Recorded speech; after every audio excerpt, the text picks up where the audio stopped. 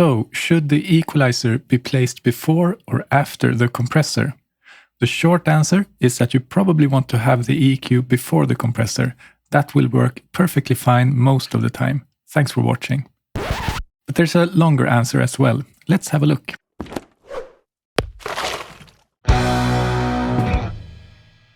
Equalization in mastering is often used to fix problems like low-end rumble, resonances, or build-ups. It can also be used to improve the overall tonal balance of the mix.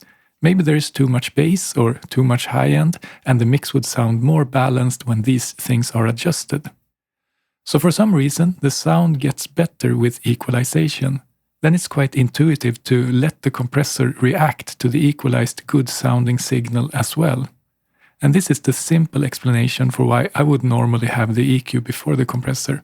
I don't want the compressor to react to rumble or excessive resonances, for example, or to an uneven tonal balance. So I will fix that before going into the compressor. So for most cases, placing the EQ before the compressor is the best choice.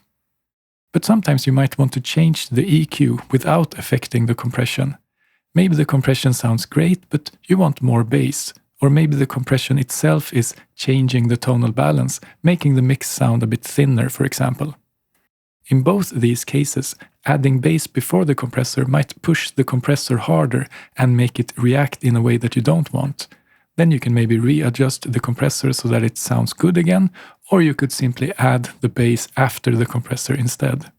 So it's really not more complicated than that. If you want the EQ to affect the compression, place it before, and if you don't want the EQ to affect the compression, then you place it after. This simple rule will cover most situations. But what if you actually want the change in compression that you get from adding more bass in front of it, but you don't want the extra bass?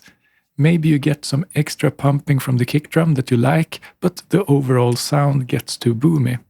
Then the easiest solution is to add the bass before the compressor and then reduce it again afterwards. And this sort of complementary pre- and post-EQ can be very useful for tweaking how a compressor reacts, and it can also be useful for things like saturation.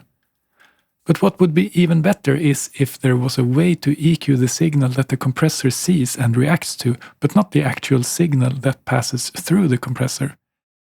The part of the compressor that analyzes the signal is usually called the sidechain, so EQing the signal going into the sidechain is what we're looking for in this case. Some compressors have ways to do this. You will, for example, often find a low-cut filter for the sidechain, and this is good when you don't want the compressor to react to the deepest bass. Some compressors have more advanced methods for EQing the sidechain and will let you sculpt the sidechain signal more precisely. If the compressor has an external sidechain input, then you can send the signal through an EQ first and then into the external sidechain input if your DAW lets you do this kind of routing.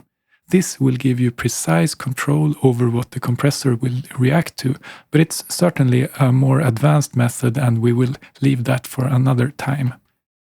If you want more tricks for how to use compression creatively in mastering, then we have more videos about that as well. Make sure to watch Sofia's video about getting a fatter low end using TDR Kotelnikov, for example, if you haven't seen that one yet. Also, make sure to like the video if you enjoyed it and subscribe to the channel if you want to see more videos from us. Thank you for watching and I'll see you next time.